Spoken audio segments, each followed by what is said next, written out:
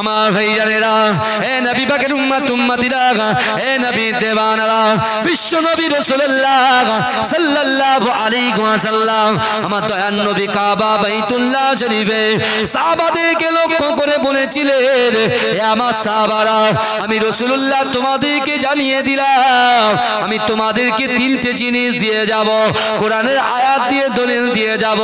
ও আমার সাহাবারা, আমি রাসূলুল্লাহ জবান দিয়ে যে কথা বলি ওই কথাটাকে আমার আল্লাহ পাক আসমানের উপরে কবুল করে নেয়।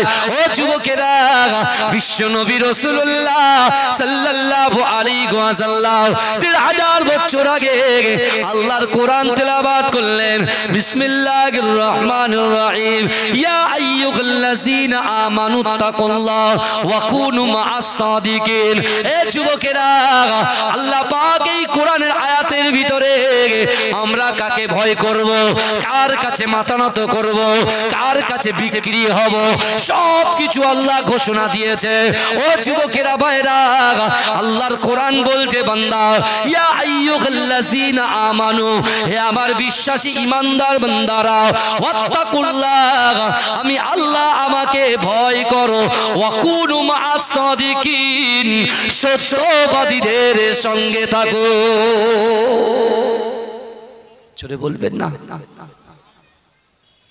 আমার ভাইরা, আল্লাহর কোরআন বলছে আর রাসূল সেই কোরআন তেলাওয়াত করে সাহাবাদেরকে বার্তা দিচ্ছেন, আমার আনেওয়ালা উম্মত উম্মতিকে এই বার্তাগুলো দিয়ে দাও, তারা যদি এই আমলটাকে অ্যাকসেপ্ট করতে পারে, গ্রহণ করতে পারে, ক্যাচ করতে পারে, আমি রাসূল বলছি তার দ্বারাই জিন্দেগিতে যেটা অসম্ভব, এই অসম্ভবকে আমার আল্লাহ সম্ভব করে দেবে। জোরে বলে, জোরে বলেন না, চিৎকার দিয়ে হবে না ভাইজান, একটু তাকবীর তোলেন না, নারে তাকবীর, নারে তাকবীর। আরে যত আপনারা ফায়ার হবে তত বক্তা ফায়ার হবে, চিন্তা করার কোনো কারণ নেই, কারণ আমরা মাথা নত করব একমাত্র আল্লাহর কাছে। হ্যাঁ, সে তো আমি জানি, বুঝতে পারছেন, আমরা মাথা নত করব কার কাছে? আল্লাহর কাছে। কিন্তু হ্যাঁ, কোন জায়গায় যদি অপ্রীতিকর কোনো ঘটনা ঘটে, আমরা যদি দেখি যে এখানে এরকম একটা পরিস্থিতি, সিচুয়েশন তৈরি হচ্ছে, তখন আমরা কি করব? মাথা গরম করব? এই কথা আগে বলেন, মাথা গরম করব না। গতকালকে আমি জলসায় গিয়েছিলাম ভাইজান, গতকালকে আমি জলসায় গিয়েছিলাম জয়নগর হলদিয়া, যেখানে গ্যাস তৈরি হয়, গ্যাস, বুঝতে পেরেছেন? ওখান থেকে আমি এসেছিলাম নিমতৌড়ি। তা কালকে অনেক বলে, সব কথা বলার নেই, বিষয় নেই, তবু বোঝানোর জন্য বলছি, বোঝানোর জন্য বলছি। কারণ রাসূল বলেছেন, আল উলামা ওয়ারাসাতুল আম্বিয়া, আমি আমার ওয়ারিস হিসাবে ওলামা সম্প্রদায়কে রেখে গেলাম। আর আল্লাহ কোরআনে বলছেন, কুল্লু উনাসিন বিইমামিন, স্মরণ করো সেই দিনের কথা যেদিন তোমাদের ইমাম সহ তোলা হবে। তা ইমাম মানতে হবে ভাইয়া। যে এলাকা থেকে আমরা এই ওয়াকফ আইন নিয়ে আন্দোলন করব, আমাদেরকে আগে বোঝা উচিত যে আমরা কিসের জন্য আন্দোলন করছি।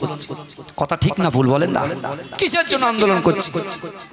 আজকে বড় বড় নেতারা, যাদেরকে আমাদের সম্মান করি, ছোটবেলা থেকে যাদের সাথে সুসম্পর্ক আমাদের, তারা আজকে ময়দানে নেমেছে।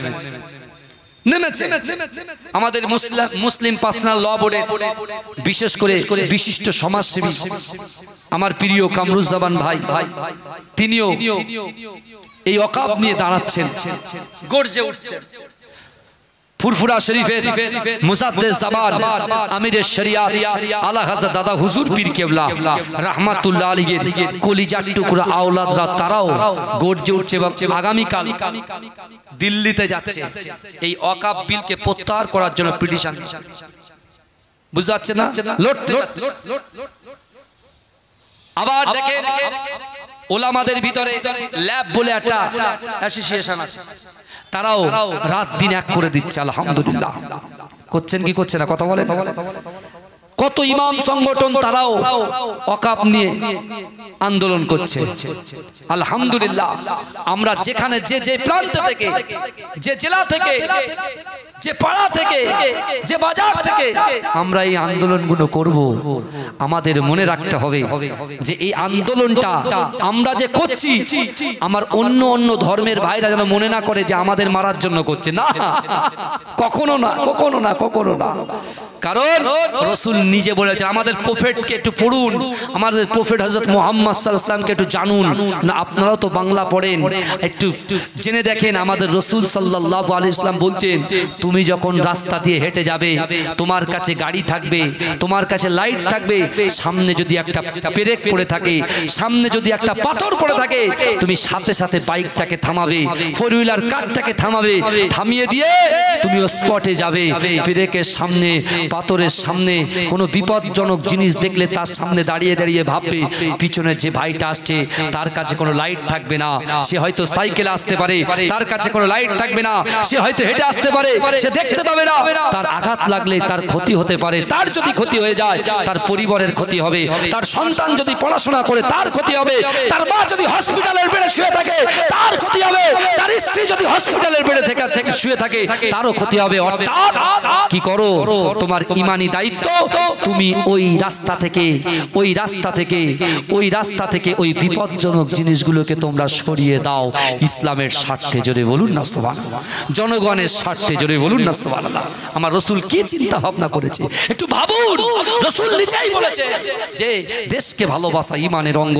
কিন্তু আমার ভাইরা, আমি আপনাদের যে কথাগুলো বলতে চাই, আজকে যে কথাগুলো বলছি, আমার যুবক ভাইরা ভালো করে এক কান দিয়ে শুনবেন আর এক কান দিয়ে বার করার এই নিয়তটা করবেন না। রাসূল প্রথমে আয়াতে আমাদের শিক্ষা দিলেন, আল্লাহর কোরআন তেলাওয়াত করে রাসূল প্রথম আয়াতে আমাদের শিক্ষা দিলেন, ওয়াত্তাকুল্লাহ, আল্লাহকে ভয় করতে হবে। যে কান্ট্রিতে থাকবে, যে দেশে থাকবে, সেই দেশে তুমি যদি ঈমান আনো, কলেমা পড়ো, তোমার সেই দেশে থেকে আল্লাহকে ভয় করতে হবে। জোরে বলেন, কাকে ভয় করতে হবে? আল্লাহকে ভয় করতে হবে। আর থাকতে হবে কাদের সাথে? যারা লড়াই লাগিয়ে দেয়, সম্প্রীতি আর কি সাম্প্রদায়িক দাঙ্গা লাগানোর যারা চেষ্টা করে তাদের সঙ্গে থাকবেন না, না।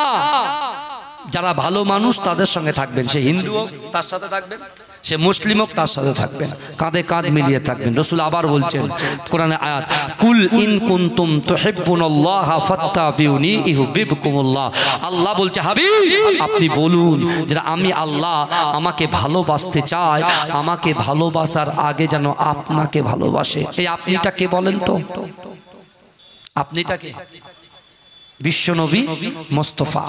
তাহলে দুটো জিনিস পরিষ্কার হয়ে গেল কোরআনের আয়াত থেকে, যে জীবনে যেখানেই থাকি না কেন আল্লাহকে ভয় করতে হবে, আর জীবনে যেখানেই, যে গ্রামে, যে কান্ট্রিতে যেখানেই থাকি না কেন জীবনের থেকে রাসূলকে ভালোবাসতে হবে। তারপরে কি আছে? তারপরে কি আছে? আল্লাহ কোরআনে বলছে, ফাজকুরুনি আযকুরকুম, বান্দা তোমরা আমাকে স্মরণ করো, আমি আল্লাহ তোমাদেরকে স্মরণ করব। আল্লাহ এক কথায় এই বিরামনগর বিপ্লবী সংঘ যে এত সুন্দর একটা জান্নাতি মাহফিল কায়েম করেছেন, আমি আপনাদেরকে বলছি, আল্লাহ আমাদেরকে বলছে, বান্দা এই বিপ্লবী সংঘের যুবকেরা, তোমরা যদি আমি আল্লাহর কথা শোনো, আমি আল্লাহ তোমার কথা শুনবো। জোরে বলেন না, জোরে হবে না বাবাজি?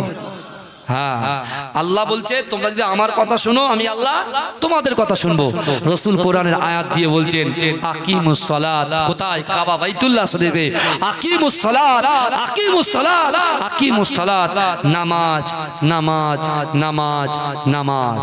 অর্থাৎ রাসূল এবারে বুঝিয়ে দিচ্ছেন যে যে বান্দা, যে বান্দি, যে উম্মত, যে উম্মতির ভিতরে আল্লাহর ভয় থাকবে, রাসূলুল্লাহর মহব্বত থাকবে, আর নামাজের পাটিতে বসে নামাজ আদায় করে তার কষ্টের কথা, তার মেহনতের কথা, তার ইচ্ছার কথা, তার আকাঙ্ক্ষার কথা, তার উদ্দেশ্যের কথা, তার নিয়তের কথা যদি আল্লাহর সঙ্গে শেয়ার করতে পারে, রাসূল বলছে, আল্লাহ কোরআনে বলছে, বান্দা হাসিবান নাস ওয়া ইতরাকু আইয়াকুলু আমান্না ওয়া হুম লা ইফতারুন।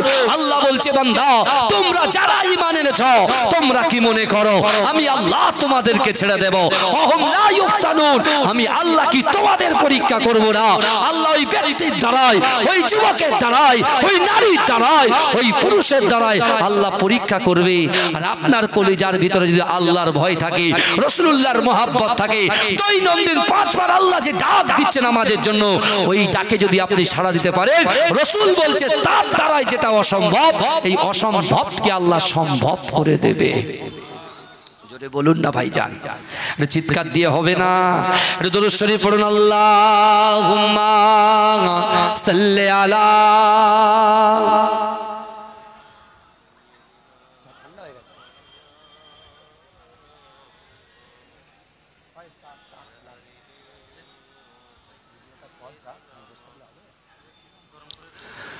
তুমি নূরে আলা নুরুল খুদা নূরে মোহাম্মদ, ওই নাম ধরিয়া পড়লে দরুদ লাগে মনে সাদ, ওই নাম ধরিয়া পড়লে দরুদ লাগে মনে সাদ। বাবাজিরা ভাইরা ভাইরা ভাইরা ভাইরা আওয়াজ স্লো করো না, থাক পিছার দিচ্ছি তো, মাইক খুব সুন্দর, কিছু মনে করো না আমার ভাইরা, ভালো করে বুঝেন। এখন বিশ্বনবী রাসূলুল্লাহ এই কটা আমল দিলেন, মনে আছে? কটা? 3টে, মনে আছে তো? কি কি দিয়েছেন? আল্লাহর ভয়। এখন যার ভয় দেখাচ্ছে, যে কটা নেতাগুলো ভয় দেখাচ্ছে, কারা? যারা উত্তেজিত করছে বাংলাটাকে অশান্তি করার জন্য, প্ররোচনায় পা দেওয়ানোর জন্য যে চক্রান্ত করছে, আমি তাদেরকে বলছি, ও যতই আপনি ঘি ডালেন কিছুই হবে না। মুসলমান শান্তশিষ্ট মানুষ, ও চুপচাপ থাকবে, হয়তো একটু রেগে যাবে, আবার রাগার ভিতরে গরমও আছে নরমও আছে, কথা ঠিক না ভুল? আমার রাসূলুল্লাহ রাইট সাইড লেফট সাইড, একজন গরম ছিল, একজন নরম ছিল। আবু বকর হুজুর নরম আর ওমর হুজুর গরম। জোরে বলুন না সুবহানাল্লাহ। দুজন দুজনা প্রয়োগ করেছে। হ্যাঁ, আমাদেরও মুসলমানদের মধ্যে অনেক গরম নেতা আছে, অনেক নরম নেতাও আছে, বুঝতে পারছেন? পুরো মাইক গরম করে দেবে এরকম আছে, আবার মাইকে ঠান্ডা করে দেবে সেরকম আছে। আমি আমার ভাইদেরকে বলছি, আজকে যখন আমরা শেরে পাঞ্জাবের সামনে প্রায় 10 থেকে 16 জন ভাই যখন দাঁড়িয়েছিলাম, ওরা শুরু করেছে, বুঝতে পেরেছে? তা আমরা কি, আমার মাইন্ডের ভিতরে একটা জিনিস চলে এসেছে তো, যে আপনি আপনার ধর্মে নিয়ে কি করবেন না করবেন আমার কোনো মাথা ব্যথা নেই। এই বাংলার জমিনে নয়, ভারতবর্ষের জমিনে আপনি মন্দিরে পূজা করবেন, মুসলমানরা কেউ আপনাকে ডিস্টার্ব করবে না। এই ভারতবর্ষের জমিনে আমরা মুসলমানরা মসজিদে নামাজ পড়বো, আমাদেরও কেউ ডিস্টার্ব করবে না। আমরা এটাতে বিশ্বাসী, তাই তো নাকি? কথা বলা, আপনার যত অধিকার আমারও ততটা অধিকার, তাই না? এক্ষুনি যদি ঝাঁপানো হয় তাহলে আমরা সবাই ঝাঁপিয়ে পড়বো, হিন্দু মুসলমান একসঙ্গে হয়, কোনো চাপ নেই। কিন্তু যারা লড়িয়ে দিচ্ছে ভাই, আমার হিন্দু ভাইদেরকে বলছি, মুসলমান ভাইদেরকে বলছি, এই যারা আমাদেরকে লড়িয়ে দিচ্ছে ভাই, ওরা কিন্তু ঠান্ডা গদিতে বসে আছে, চিকেন ললিপপ খাচ্ছে, বার্গার খাচ্ছে, বুঝলে, মাটন বিরিয়ানি খাচ্ছে। আমার আপনার মতো 10 টাকা 5 টাকা 120 টাকার প্লেটের বিরিয়ানি নয়, 550 1000 1200 টাকার বিরিয়ানি খাচ্ছে, বুঝতে পেরেছে? হ্যাঁ, আমাকে আপনাকে সকাল হলে কাজে যেতে হবে, এই রোডের পাশে যে জমি আছে সেই জমিতে আমাকে চাষ করতে হবে, আপনাকে চাষ করতে হবে, অফিসে যেতে হবে, ব্যবসা করতে হবে, স্কুলে যেতে হবে, যে যেখানে কাজ করতে হবে। আমার সন্তান আছে, আমার বাচ্চা আছে, আমার বিবি আছে, বুঝতে পেরেছে? খুব সহজ, খুব সংযত হয়ে আমাদের আগামী দিনে পদক্ষেপ করতে হবে, পা চলতে হবে, পা ফেলতে হবে। এখন কথা হলো, বিশ্বনবী যখন এই 3টে আমলের কথা বলে দিলেন, রাসূল আছেন মক্কায়, তখন রাসূল মদিনাতে যায়নি, রাসূলুল্লাহ মদিনাতে যাননি। আল্লাহ কিন্তু এই আওয়াজটাকে মদিনার জমিন পর্যন্ত পৌঁছে দিয়েছিলেন। জোরে জোরে বলবেন না? মদিনার জমিনে যখন এই আওয়াজ পৌঁছে গেছে, ওই মদিনাতে আল্লাহর রাসূলের একজন 70 বছরের সাহাবা, খোড়া সাহাবা, যার নাম হচ্ছে ওমর ইবনুল জামু।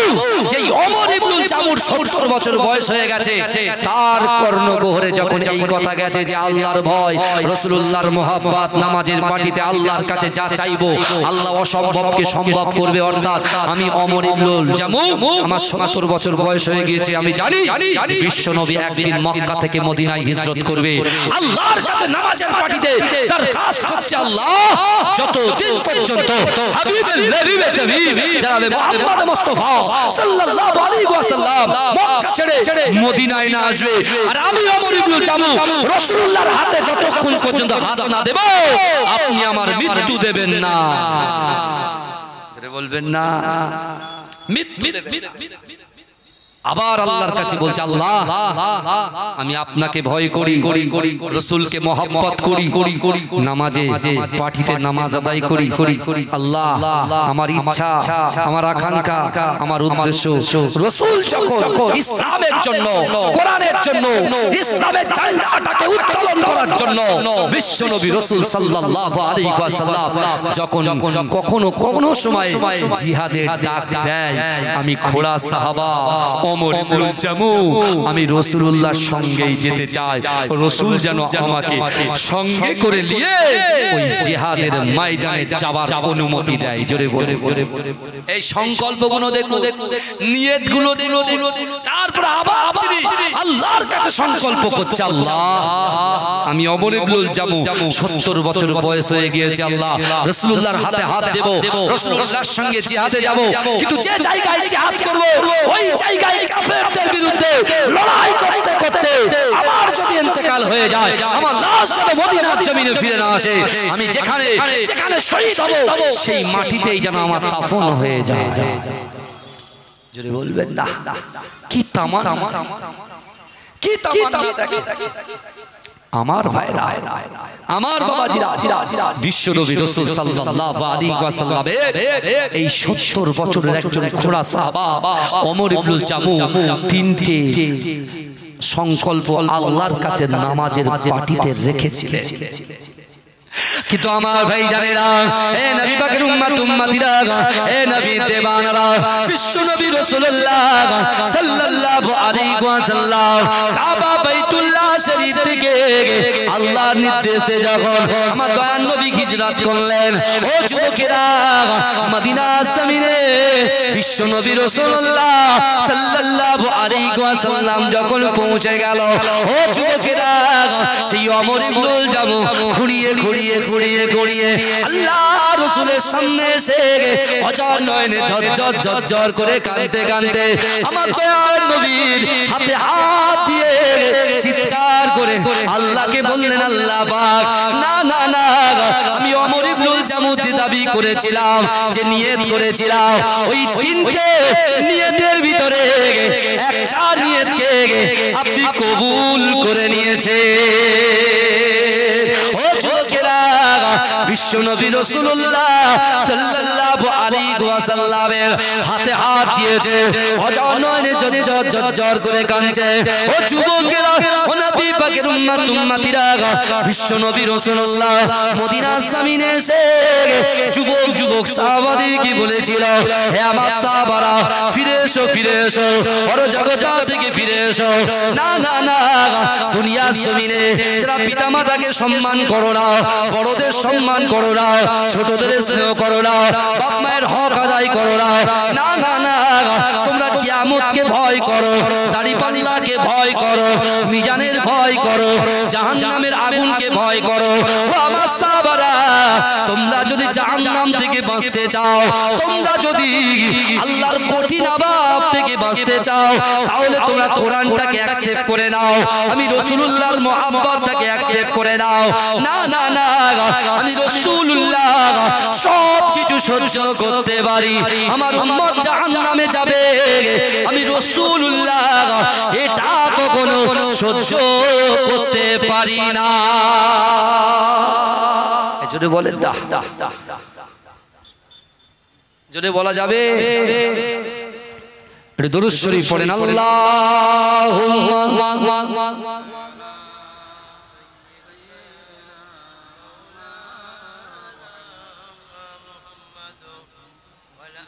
না কষ্ট হবে না।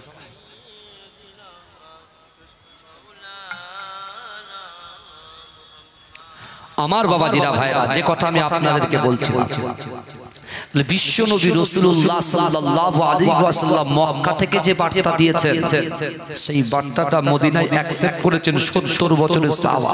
এই যুবকরা ভালো করে শুনে, এর থেকে আরো অনেক বড় লড়াই সামনে আসবে হয়তো, তাই না? হাদিস অনুযায়ী, কোরআন অনুযায়ী দেখুন, আপনি চিন্তা করুন না, অনেক বড় বড় লড়াই, কিচ্ছু নাই সব। আগামীতে আরো বড় বড় লড়াই হবে, প্রস্তুতি নিতে হবে। প্রস্তুতিটা কি? ঈমানের প্রস্তুতি। ঈমানটাকে মজবুত করে ধরতে হবে, নামাজ আদায় করতে হবে, কোরআন তেলাওয়াত করতে হবে, মানুষের পাশে থাকতে হবে। অসহায়, দুর্গত, এতিম, উৎপীড়ন, নিপীড়ন, লাঞ্ছিত, বঞ্চিত, অপমানিত যারা এমন করে সমাজ থেকে বঞ্চিত, ওই সকল মানুষগুলোকে সম্মান দিতে হবে, তাদেরকে বস্ত্র দিতে হবে, অন্ন দিতে হবে, তাদের পাশে দাঁড়াতে হবে। আমার ভাইরা, বিশ্বনবী আমার ভাইরা সংগঠন করেছে, বিপ্লবী সংগঠন। তা আমার রাসূল সাল্লাল্লাহু আলাইহি ওয়াসাল্লাম হিলফুল ফুজুল সেবা সংগঠন করেনি? কথা বলেন না, করেন? করেছে, মানুষের পাশে দাঁড়িয়েছে। রাসূল তখন নবী হয়নি, তখন মানুষকে খিদমত করছে। রাসূল হয়ে গেলেন আল আমিন সত্যবাদী। জোরে বলে, জোরে বলবেন না? আমি যে কথা বলছিলাম, ওমর ইবনুল জামু রেডি, ঘোড়া সাহাবা। রাসূলুল্লাহ তামান্না করেছিল রাসূলুল্লাহ হাতে হাত দেবে, রাসূলুল্লাহর হাতে হাত। আল্লাহ পাক রব্বুল আলামিন তার ওই তিনটে নিয়তকে, তার ভিতরে একটা নিয়তকে আল্লাহ অ্যাকসেপ্ট করে নিয়েছে, কবুল করে নিয়েছে। দ্বিতীয় তামান্না কি? রাসূলুল্লাহর সঙ্গে জিহাদে যাবে। রাসূলের সঙ্গে কোথায় যাবে? কথা বলেন, জিহাদ। কিন্তু আমার ভাই জানেরা, হে নবী পাকের উম্মত উম্মতিরা, হে নবী দেওয়ানা, বিশ্ব নবী রাসূলুল্লাহ সাল্লাল্লাহু আলাইহি ওয়াসাল্লাম মসজিদে নববী শরীফে সাহাবাদেরকে নিয়ে বসে আছে। ও যুবকেরা, হঠাৎ করে আমার দয়ার নবী বলতে লাগলেন, ও আমার সাহাবারা, চলো চলো চলো চলো, বদরের যুদ্ধে যেতে হবে। ও যুবকেরা, সকল সাহাবারা নিজের মা ছেড়ে, নিজের বাচ্চাগুলোকে বুঝিয়ে দিয়ে, নিজের স্ত্রীগুলোর কাছে হুকুম নিয়ে আল্লাহ রাসূলের দরবারে হাজির হয়ে যায়। ও যুবকেরা, ও নবী পাকের উম্মত উম্মতিরা, ওই ওমর ইবনুল জামু 70 বছরের সাহাবা, কোনো লাঠি নাই, কিছু নাই, ঘুরিয়ে ঘুরিয়ে ঘুরিয়ে ঘুরিয়ে আমার দয়ার নবীর, আমার দয়ার নবীর হুজরা মুবারকের সামনে দাঁড়িয়ে অচল নয়নে ক্রন্দন করে, ছরছর করে কাঁদে আর বলে, ইয়া রাসূলুল্লাহ, ইয়া হাবিবাল্লাহ, হুজুর, আমি ওমর ইবনুল জামু আপনার সঙ্গে বদরের যুদ্ধে যেতে চাই, আপনার সঙ্গে বদরের যুদ্ধে যেতে চাই। ও যুবকেরা, বিশ্ব নবী রাসূলুল্লাহ সাল্লাল্লাহু আলাইহি ওয়াসাল্লাম ওই সময় বলেছিল, ও বাবা ওমর ইবনুল জামু, তোমার শরীর তো অসুস্থ বাবা, তোমার আল্লাহ তো একটা পা দেননি, একটা পা দিয়েছে। ও আমার সাহাবা, আমি তোমার উপরে সন্তুষ্ট। না না না, তোমাকে যুদ্ধের ময়দানে যেতে হবে না, তোমার তো একটা পা নয়, এই অসুস্থ শরীর নিয়ে কাফেরদের বিরুদ্ধে তুমি কেমন করে লড়াই করবে? কারণ লড়াইয়ের ময়দানে কেউ কারুর মুখ তো দেখে না। না না না, আমি তোমাকে বলছি বাবা, ও ওমর ইবনুল জামু, তুমি বাড়িতে ফিরে যাও, তুমি বাড়িতে ফিরে যাও। ও যুবকেরা, আমার আল্লাহ কোরআনে বলছে, বান্দা, না না না, কোন মানুষ যদি তোমাকে ফিরিয়ে দেয়, তোমার মা যদি তোমাকে ফিরিয়ে দেয়, তোমার বাপ যদি তোমাকে ফিরিয়ে দেয়, তোমার স্ত্রী যদি তোমার স্ত্রী তোমাকে ফিরিয়ে দেয়, তোমার বন্ধু যদি বন্ধুকে ফিরিয়ে দেয়, না না না, আমি আল্লাহ তোমাদেরকে জানিয়ে দিলাম, উদউনি ওয়াস্তাজিব লাকুম, ও বান্দা তোমরা আমার কাছে চাও, ও বান্দা লা তাকনাতু বির রাহমাতিল্লাহ, ও বান্দা আমার রহমত থেকে নিরাশ হয়ে যেও না। ও যুবকেরা, ও নবী পাকের উম্মত উম্মতিরা, আল্লাহ আমাদেরকে চাইতে বলেছে। ও যুবকেরা, আল্লাহ রাসূল যখন ওই সময় ওমর ইবনুল জামুকে বলল, বাবা না না, তুমি বাড়িতে ফিরে যাও। ও যুবকেরা, ওমর ইবনুল জামু আল্লাহর রাসূলের উপরে অসন্তুষ্ট হলেন না, ব্যথিত হলেন না, রাগ করলেন না। ও যুবকেরা, ওমর ইবনুল জামু ছুটে ছুটে ছুটে ছুটে আল্লাহর ঘর, ও যুবকেরা, ও নবী পাকের উম্মত উম্মতিরা, আল্লাহর ঘরে প্রবেশ করেছে, আল্লাহর ঘরে প্রবেশ করেছে। ও যুবকেরা, মসজিদে নববী শরীফে প্রবেশ করে মাসাল্লা বিছিয়ে আল্লাহকে বলছে, আল্লাহ পাক, আমার দয়ার নবী যেটা ভালো চায় আমি তাতে খুশি, আপনি যাতে রাজি আমি তাতে রাজি। ওগো রব্বুল আলামিন, আল্লাহ পাক আমার রাসূলুল্লাহর রাসূলুল্লাহর উপরে আমার কোনো কষ্ট নাই, আমার রাসূলুল্লাহর উপরে আমার কোনো রাগ নাই। না না না, আমি আপনার কাছে আবার দরখাস্ত করছি, আমি আপনাকে ভয় করি, রাসূলুল্লাহকে জীবনের থেকে বেশি মহব্বত করি। না না না, এবছরে এই যুদ্ধেতে রাসূল নিয়ে গেলেন না, এই জিহাদে রাসূল নিয়ে গেলেন না।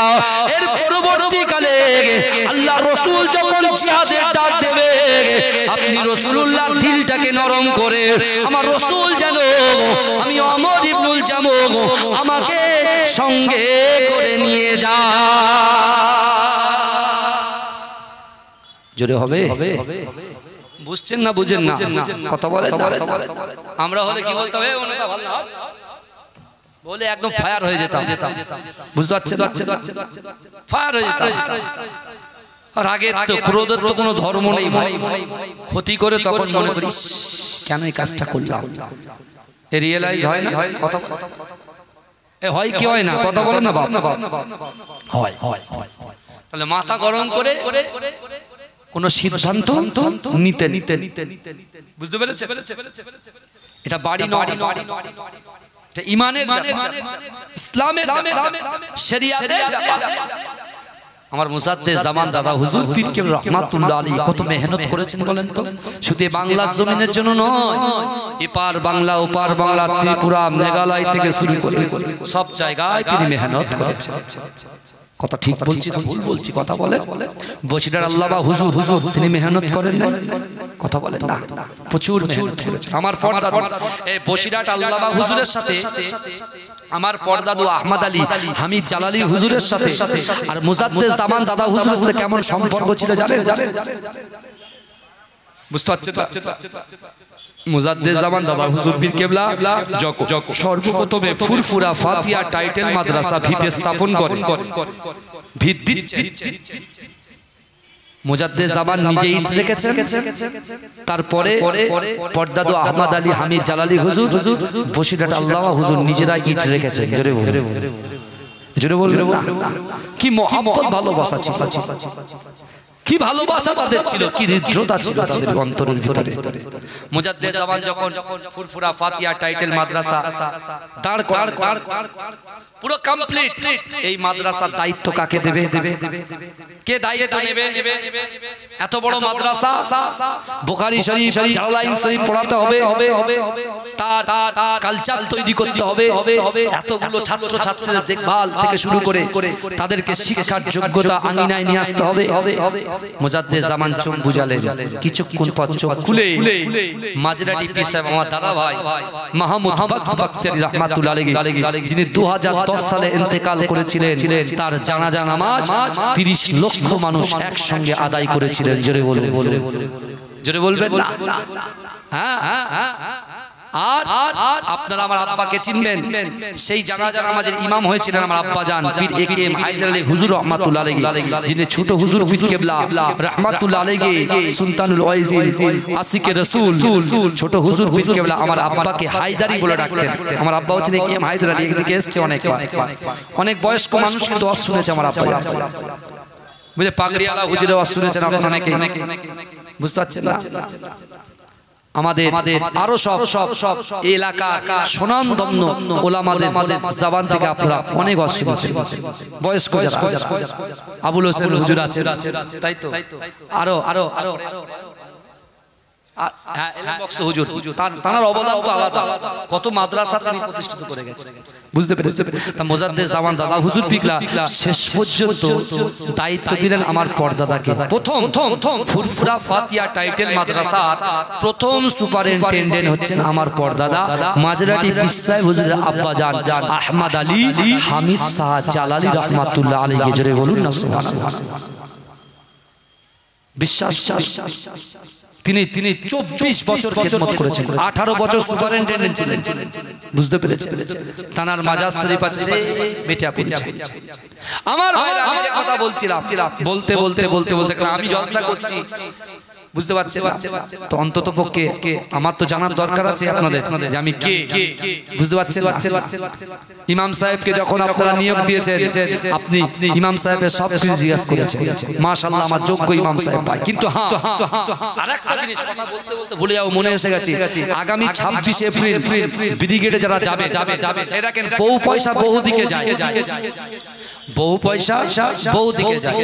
তা আপনাদের যাদের পয়সা আছে পকেটে, তারা কি করবেন? 2-10 জন মিলে আমরা যেরকম কি চাঁদা কালেকশন করি না, এই ছেলেরা 20 জন মিলে একটা গরু দাও, তা আপনারা 5-10 জন মিলে একটা করে গাড়ি করে দেবেন, এক একটা গাড়ি করে দেবেন।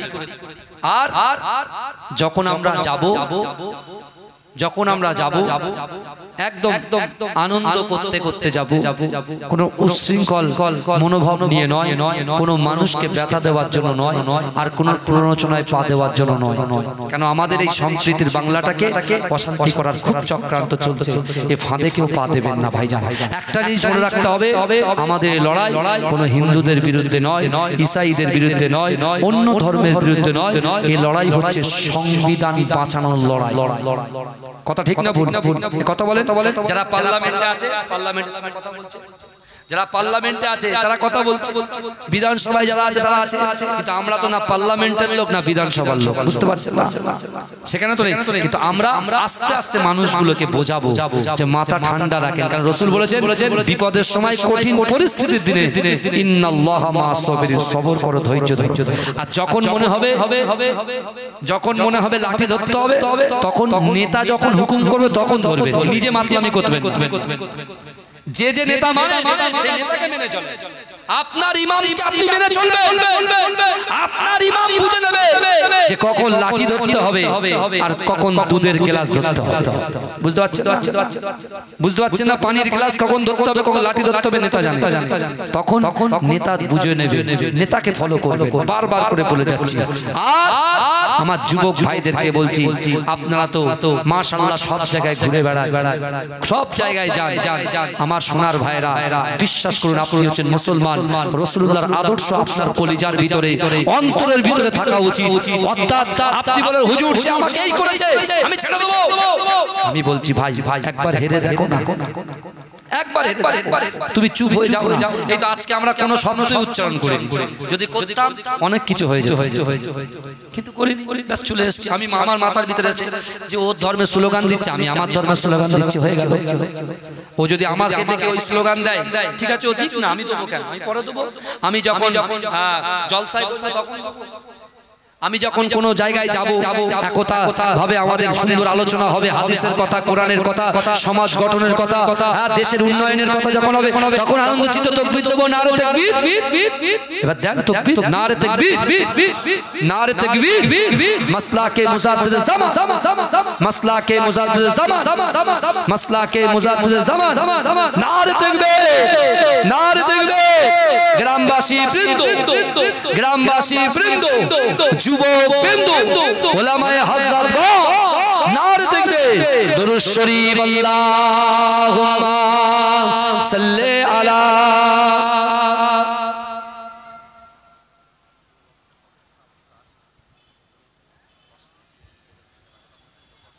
তো বলে দিচ্ছি আবারও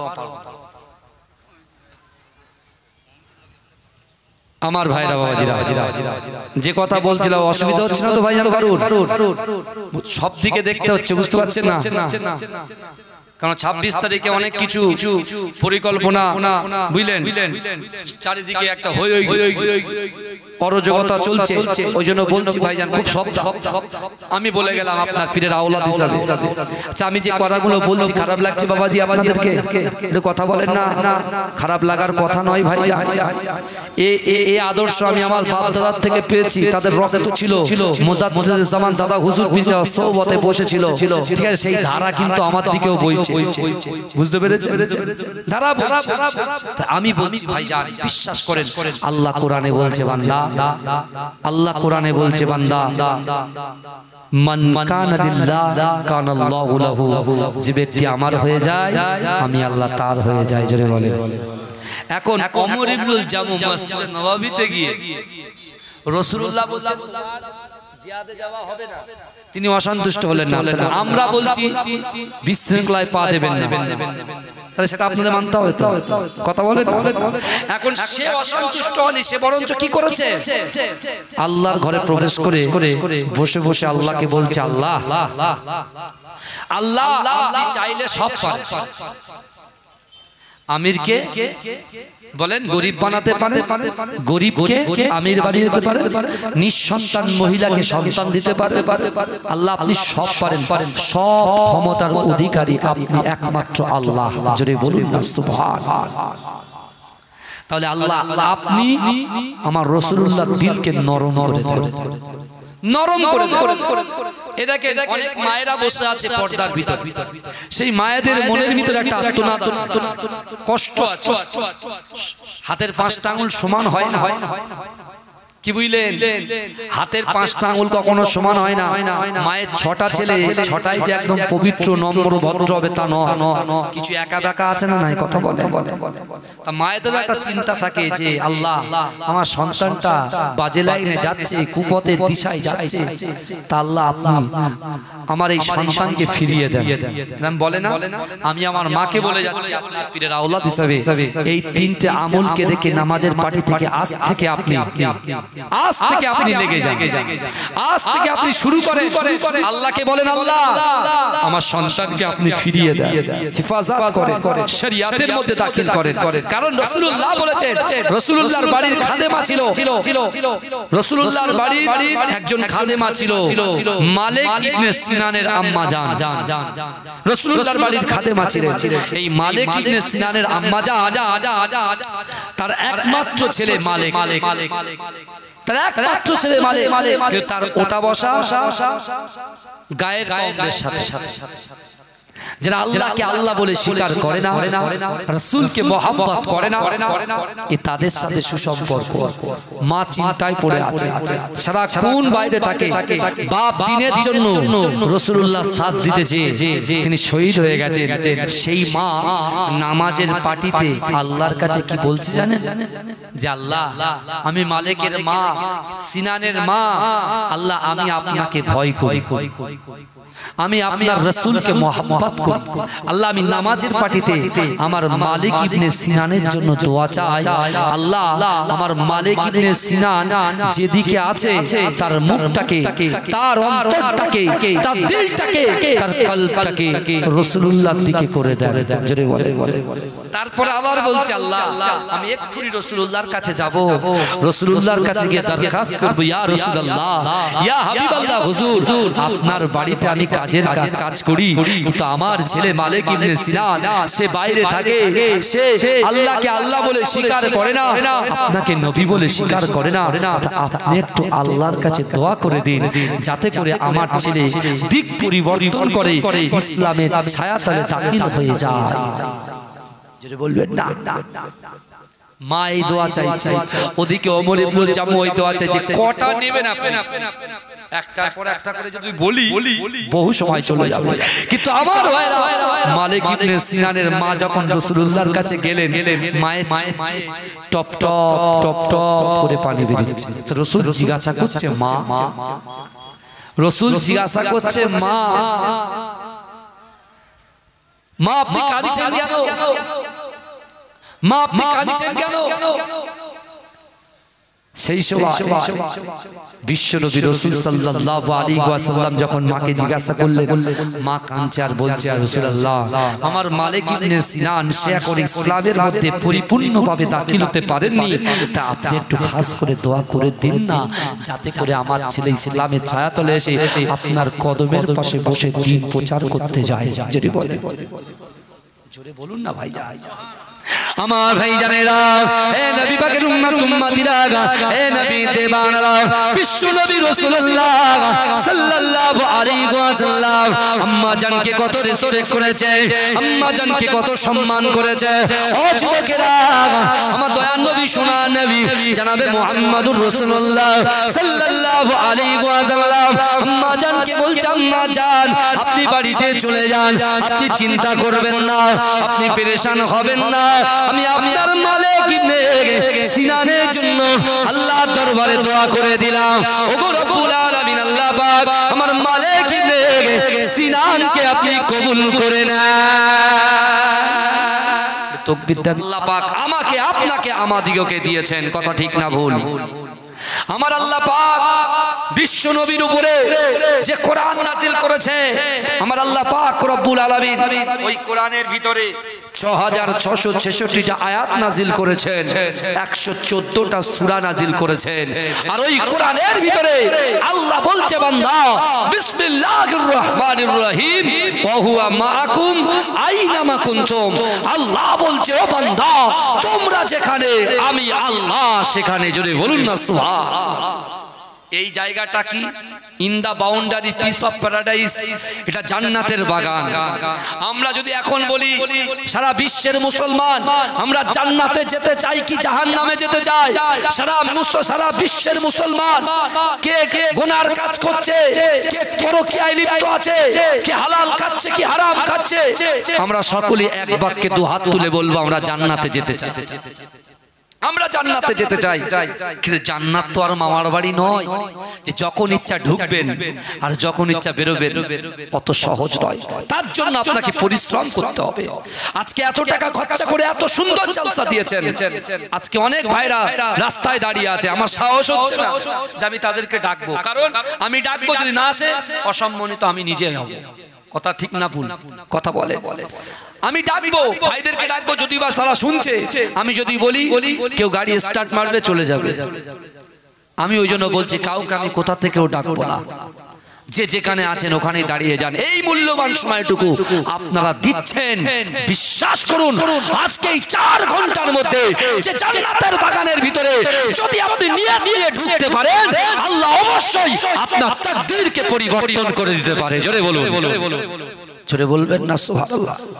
তাকদীর পরিবর্তন করে দিতে পারে আল্লাহ পাক রব্বুল আলামিনের নবী, বিশ্ব নবী, হায়াতুন নবী, নূর নবী, ইমামুল আম্বিয়া, খাতামান নবীগিন।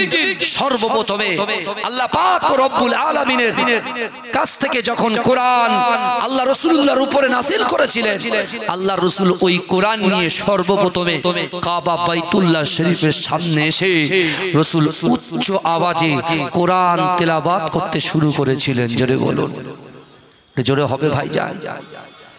এত ঝিমানো এত বড় জলসা, আর ঝিমিয়ে থাকলে হবে না। আমার সোনার ভাইদেরকে বলছি আপনারা আসুন, যুবক আপনারা ভিতরে ঢোকেন, বসেন, কি কথা বলছি শোনার চেষ্টা করেন। না আপনি মনে মনে ভাববেন না যে আমি এমনি এখানে বসে আছি। আল্লাহ পাক আপনাকে কবুল করেছেন, আমাকে কবুল করেছেন, ইমাম সাহেবকে কবুল করেছেন, কমিটিকে কবুল করেছেন। আল্লাহ আমাদেরকে এই জায়গায় বসিয়ে রেখেছেন। জোরে বলুন না সুবহানাল্লাহ। তার মানে কি? আল্লাহ আমাকে সুযোগ দিচ্ছে, এ বান্দা তুমি নামাজের সঙ্গে যুক্ত নও, তুমি রোজার সঙ্গে যুক্ত নও, তুমি যাকাতের সঙ্গে যুক্ত নও, তুমি তোমার পিতামাতার মহব্বতের সঙ্গে যুক্ত নও, তুমি তোমার ভাইয়ের মহব্বতের সঙ্গে যুক্ত নও, তুমি তোমার স্বামীর মহব্বতের সঙ্গে যুক্ত নও, তুমি তোমার স্ত্রীর মহব্বতের সঙ্গে যুক্ত নও। অর্থাৎ এই জান্নাতের বাগানে আমি আল্লাহ তোমাকে যে সুযোগ দিয়েছি, এখান থেকে এই শিক্ষা নিয়ে বাড়িতে যাও। যদি তোমরা কলিজার ভিতরে অন্তরের ভিতরে আল্লাহর ভয়, রাসূলুল্লাহর মহব্বত আর নামাজের পাটি নিয়ে তোমাদের অন্তরের কথা, মনের কথা, ইচ্ছার কথা, আকাঙ্ক্ষার কথা, উদ্দেশ্যের কথা, বেদনার কথা, নিয়তের কথা যদি আল্লাহর সঙ্গে শেয়ার করতে পারো, আল্লাহ পাক হে যুবক তোমার দ্বারাই যেটা অসম্ভব, নারীর দ্বারা অসম্ভব, পুরুষের দ্বারাই যেটা অসম্ভব, এই অসম্ভব জিনিসগুলোকে আমার আল্লাহ পাক সম্ভব করে দেয়। জোরে বলেন, জোরে বলবেন না। কিন্তু আমার ভাইজানেরা, হে নবী পাকের উম্মত উম্মতিরা, হে নবী দেওয়ানারা, বিশ্ব নবী রাসূলুল্লাহ সাল্লাল্লাহু আলাইহি ওয়াসাল্লাম আমার দয়ার নবী কাবা শরীফের সামনে বসে বসে কোরআন তেলাওয়াত করে। ও যুবকেরা, বিশ্ব নবী রাসূলুল্লাহ সাল্লাল্লাহু আলাইহি ওয়াসাল্লাম যখন কোরআন তেলাওয়াত করে, ও যুবকেরা, মক্কা জমিনে এমন কোন যুবক বাকি ছিল না, মক্কা জমিনে এমন কোন পুরুষ বাকি ছিল না, মক্কার জমিনে এমন কোন বাড়ি বাকি ছিল না, সকলে সম্মিলিতভাবে একতাবদ্ধভাবে আল্লাহ রাসূলের কোরআন শোনার জন্য, আল্লাহর বাণী শোনার জন্য আমার রাসূলুল্লাহর পাশে বসে বসে বসে বসে কোরআন তেলাওয়াত শুনছিলে। জোরে বলুন না সুবহানাল্লাহ। এটা চিৎকার দিয়ে বলা যাবে সুবহানাল্লাহ, নারে তাকবীর। কিন্তু আমার ভাইরা, বিশ্ব নবী যখন কোরআন তেলাওয়াত করছিলেন সেই সময় রাসূলুল্লাহর কোরআন শোনার জন্য সামনে বসেছিলেন আবু বকর হুজুর। জোরে বলুন। তানার সামনে বসেছিল হযরত আলী হুজুর, তানার সামনে বসেছিলেন তানার পালক পুত্র হযরত যায়েদ রাদিয়াল্লাহু তাআলা আনহু হুজুর। জোরে বলুন না, জোরে বলা যাবে না। কিন্তু আমার ভাইরা, সেই কোরআন আবু বকর হুজুর শুনেছেন, ওমর হুজুর শুনেছেন, যায়েদ হুজুর শুনেছেন, সেই কোরআন অনুযায়ী চলেছেন, কোরআনকে মান্যতা দিয়েছেন, কোরআন অনুযায়ী আমল করেছেন। আল্লাহ তাদের আসমানের নিচে জমিনের উপরে জান্নাতের সার্টিফিকেট দিয়েছে। জোরে বলুন। আবার এই কোরআন আরেক সাইডে বসে আবু জাহেল শুনেছে, উতবা শুনেছে, মুগীরা শুনেছে, আবু সুফিয়ান শুনেছে। কিন্তু এই যুবকেরা এই কোরআনটা এক কান দিয়ে শুনেছে আর এক কান দিয়ে বার করে দিয়েছে। সারা জীবন কোরআনের বিরোধিতা করেছে, রাসূলুল্লাহর বিরোধিতা করেছে। আজ ওই বিরোধিতা করার জন্য, কোরআনকে তারা মিটিয়ে দেওয়ার জন্য যে চক্রান্ত করেছিল, আজকে সেই চক্রান্ত শিকার হয়ে আল্লাহ আজকে কি করছে, তাদের জাহান্নামের আগুনে বেঁধে রেখেছে, বেঁধে রেখেছে। তাহলে এর থেকে আমরা দুটো শিক্ষা পেলাম, আমরা এক কান দিয়ে শুনবো আর এক কান দিয়ে বার করব, এটা তো হতে পারে না। আমাদের আমল করতে হবে, হবে কি হবে না। আজ থেকে ১৫০০ বছর আগে বিশ্ব নবী রাসূলুল্লাহ যখন, আমার দয়ার নবী মুস্তাফা যখন কাবা বাইতুল্লাহ শরীফের সামনে একা একা একা কোরআন তেলাওয়াত করছিল, আমার রাসূল ছিলেন একা, আমার রাসূলুল্লাহর সঙ্গে আল্লাহ ছাড়া দ্বিতীয় কেউ ছিল না।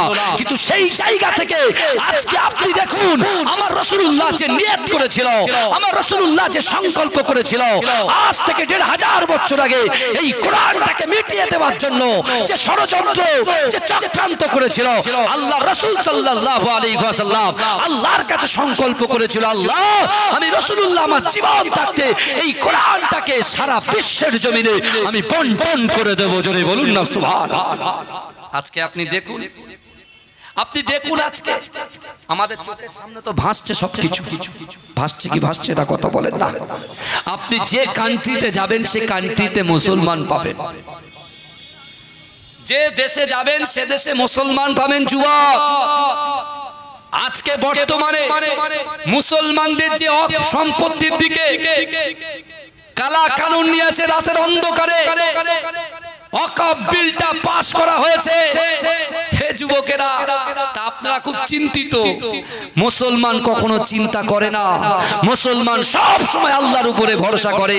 কিন্তু হে যুবকেরা, আজকে যখন আমরা রাজপথে লড়াই করছি, আজকে যখন মুসলমান যুবকগুলো নিজের কাজকর্মগুলো ত্যাগ করে দিয়ে যখন প্রত্যেকটা মোড়ে মোড়ে আজকে ইসলামের স্বার্থে, আজকে আমাদের পূর্বপুরুষের রেখে যাওয়া যে ঘায়ের কষ্টের ঘামের পয়সা, অর্থের পয়সা, ব্যবসার পয়সা, কৃষক কার্যে এই বিশেষ করে পোখার রৌদ্রের মাঝখানে ফুড়ে ফুড়ে তারা অক্লান্ত পরিশ্রম করে যে অর্থ সঞ্চয় করে আজকে মসজিদে দান করে গেছে, মাদ্রাসায় দান করে গেছে, এই যুবকেরা ভাইয়েরা বোনেরা বিশেষ করে খানকায় দান করে গেছে।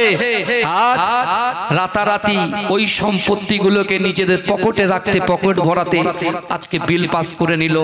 কিন্তু বিশেষ করে আমার যুবকরা যখন রাস্তায় নেমেছে বলছে এরা সংবিধান বিরোধী কাজ করছে। আচ্ছা, আমাদের মাথা ঠান্ডা রেখে চলতে হবে, ভালো করে কথাগুলো বুঝবেন। এই অসুবিধা হচ্ছে কারুর? একটু কথা বলে হাত তুলে বলে অসুবিধা হচ্ছে? এটা তাকবীর দেন, নারে তাকবীর। আর যদি একটু আমার ভাইরা ২-১০ জন যদি একটু বসে তাহলে আমার মনটা একটু ভালো লাগে, বুঝতে পেরেছেন না? সামনে যারা দাঁড়িয়ে আছেন যদি কারুর ভালো লাগে একটু আসেন না, একটু আসেন, বেশি নয়, ২০টা মিনিট সময় দেন, তারপর আপনারা চলে যাবেন। ২০ মিনিট আসেন, দয়া করে বসে। আমার ভাইরা যে কথা আমি বলছিলাম, এখন যখন বলছে যে বিশেষ করে সংবিধান বিরোধী কাজ করছে, আমরা মুসলমানরা দেশকে ভালোবাসি, রাসূল বলেছে দেশকে ভালোবাসা ঈমানের অঙ্গ। জোরে বলে জোরে বলবেন না? দেশকে ভালোবাসা, মাতৃভূমিকে ভালোবাসা ঈমানের অঙ্গ। আমরা দেশকে রেসপেক্ট করি, দেশকে সম্মান করি। এই যুবক আজও ইন্ডিয়ান গেটে চলে যাও, ৯৭,০০০ শহীদের নাম ইন্ডিয়া গেটে স্বর্ণাক্ষরে লেখা আছে, তার ভিতরে 67,000 মুসলমানের নাম লেখা আছে। জোরে বলে তারা দেশের জন্য কিছু করেনি? তাদের মেয়ে ছিল, সংসার ছিল, ঘর ছিল, বাড়ি ছিল, তারাও তো করেছে। এই যুবকেরা কিন্তু একটু ভালো করে বোঝার চেষ্টা করেন। আমরা সংবিধানকে মানি, সংবিধানকে রেসপেক্ট করি, আমরা সরকারি প্রপার্টিকে আমরা অক্ষত রাখার চেষ্টা করি। কারণ বর্তমানে যা চলছে যেভাবে আমাদেরকে উস্কানিমূলক কথাবার্তা সাইড দিয়ে এদিক ওদিক থেকে বলার চেষ্টা করছে, আমি সে সকল ভাইদেরকে বলছি, ভাই আমাদের মুসলমানরা যে লড়াই লেগেছি, এই লড়াইটা কোনো হিন্দু ভাইয়ের বিরুদ্ধে নয়, কোন খ্রিস্টান ভাইয়ের বিরুদ্ধে নয়, কোন শিখ ভাইয়ের বিরুদ্ধে নয়, কোন ঈসাই ভাইয়ের বিরুদ্ধে নয়। এই লড়াই মুসলমানদের অস্তিত্বের লড়াই, এই লড়াই মাদ্রাসা বাঁচানোর লড়াই, এই লড়াই মসজিদ বাঁচানোর লড়াই, এই লড়াই খানকা বাঁচানোর লড়াই, এই লড়াই আপনারা যারা বিশেষ করে আপনার বাপ দাদারা যে সকল মানুষদেরকে বিশাল বড় বড় জায়গা দিয়ে বিশাল বড় বড় সেক্টর করে দিয়েছে, বিশাল বড় বড় কোম্পানি খুলে দিয়েছে, সেই কোম্পানিতে আমার মতো মুসলমান যেমন কাজ করে, আমার মতো দলিত আদিবাসী হিন্দু মানুষেরাও কিন্তু সেই জায়গায় কাজ করে। অর্থাৎ এই বিল যদি পাস হয়ে যায় তাহলে কি হবে বলেন? সেখান থেকে আমাদের ঘর খালি করতে হবে। বুঝতে পেরেছেন না? এক একজন এক এক রকম ভাবে বোঝাচ্ছি, কিন্তু আমার ভাইরা আগামী 26শে এপ্রিল ব্রিগেড ময়দানে যে ডাক দেওয়া হয়েছে, ইনশাআল্লাহ ঈমানি কর্তব্য অবশ্যই আমাদের যেতে হবে। এটা আমাদের ঈমানি দায়িত্ব, অবশ্যই যাব আমরা। কেন যাব না? আমরা এখানে কোনো রাজনীতি করতে চাইনি, আমরা ইসলামকে রেসপেক্ট করার জন্য আল্লাহর কাছে আমাদের বাপ দাদা 14 পুরুষ যেভাবে ওয়াক করে গেছে লিল্লাহির জন্য, ফি সাবিলিল্লাহ করে গেছে, সেই ফি সাবিলিল্লাহ করে যাওয়ার অর্থ সম্পদগুলো বাঁচানোর লক্ষ্যে আল্লাহকে খুশি করার জন্য যাচ্ছি। জোরে বলে আল্লাহু আকবার। আমরা কারোর ঘর বাড়ি ভাঙার জন্য করছি নাই। আমার হিন্দু ভাইরা হয়তো কিছু কিছু নেতাদের উস্কানিমূলক কথায় তারা হয়তো অন্যরকম করছে না। আমরা যখন নারে তাকবীর দিই, আমরা তো নারে তাকবীর দিই, কিন্তু আপনারা যে জয় ইসলাম দিচ্ছেন আমাদের সামনে, এটা তো আমাদের রাগ হওয়ার কথাই নয়। বোঝা যাচ্ছে কথাটা? জয় শ্রীরামের যে ধ্বনিটা দিচ্ছে আমাদের রাগ হওয়ার কথাই নাই। কেন রাখবো না? আমরা যখন যেখানে যাই, আমরা বসিরহাট দরবারে যাচ্ছি, আমরা আন্দুলিয়া জালালিবাগ দরবার শরীফে যাচ্ছি, আমরা মাজরাই পীরডাঙ্গা দরবার শরীফে যাচ্ছি, আমরা মুসাদ্দেস জামান আমিরের শরিয়ত আলা হযরত দাদা হুজুর পীর কেবলা যুগ সংস্করণের মাজার জিয়ারত করতে যখন যাচ্ছি, আমরাও আনন্দ করতে করতে তাকবীর দিতে দিতে যাই কি যাই না? ঠিক আছে? তাহলে ওদেরটা যদি আমাদের লাগে, তাহলে আমাদেরটা ওদের লাগবে। তার মানে কি মাথা থেকে ঝেড়ে ফেলে দাও, যা হচ্ছে।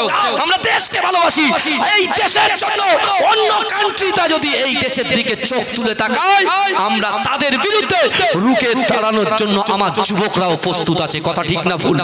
এই কথা বলেন না বাবাজি, কথা বলেন না? আল্লাহ কোরআনে বলছে, বান্দা এই যে লড়াইটা চলছে, আল্লাহ বলছে, বান্দা বিসমিল্লাহির রহমানির রহিম নাহনু আকরাবু ইলাইয়া মিন হাবলিল ওয়ারিদ। আল্লাহ বলছে, বান্দা আমি আল্লাহ তোমাদের ঘাড়ের শিরা উপশিরা থেকে অতি নিকটবর্তী, আমি আল্লাহ তোমাদের সাথে আছি। জোরে বলুন না সুবহানাল্লাহ। জোরে বলা যাবে না? আজকে আমরা চিন্তায় করছি কি হবে। এই বাংলা হচ্ছে সম্প্রীতির বাংলা, এ বাংলা হচ্ছে ঐক্যর বাংলা। আমরা কখনো দেখিনি, আমাদের বয়স এই 30-32 বছর বয়স হয়ে গেছে, আমরা ঝামেলা চাই না, অশান্তি চাই না।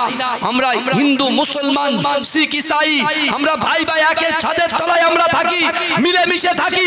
আজকে আপনার দোকান আছে, মুসলমান ভাইদের দোকান আছে, হিন্দু ভাইদের দোকান আছে। আজকে যখন অরাজকতা সৃষ্টি করার চক্রান্ত করছে, আজকে আপনার হিন্দু ভাইয়ের দোকান বন্ধ হবে, মুসলমান ভাইয়ের দোকান বন্ধ হবে। আমার সন্তানরা যে পড়াশোনা করছে আগামী দিনের ভবিষ্যৎ। কারণ রাসূলুল্লাহ সাল্লাল্লাহু আলাইহি ওয়াসাল্লাম হেরা গুহাতে যখন ছিলেন সর্বপ্রথম আল্লাহ যে সূরা আলাকের 5টা আয়াত নাযিল করেছিল, ইকরা বিসমি রাব্বিকাল্লাযী খলাক, পড়ো আপনার প্রভুর নামে। এডুকেশন শিক্ষা, আর শিক্ষা হচ্ছে মানব জাতির মেরুদণ্ড। আজকে সেই শিক্ষাতে আপনার সন্তান পড়ছে, আমার হিন্দু ভাইয়ের সন্তানরা পড়ছে, আমার জৈন ভাইয়ের সন্তানরা পড়ছে, আমরা খ্রিস্টান ভাইয়ের সন্তানরা পড়ছে, মুসলমানের সন্তানরা পড়ছে। আর আমরা যদি এরকম অশান্তি শুরু করি কয়েকটা নেতার জন্য, তাহলে আমাদের বাচ্চাদের আগামী দিনের ভবিষ্যৎ কি হবে আপনারা বলেন?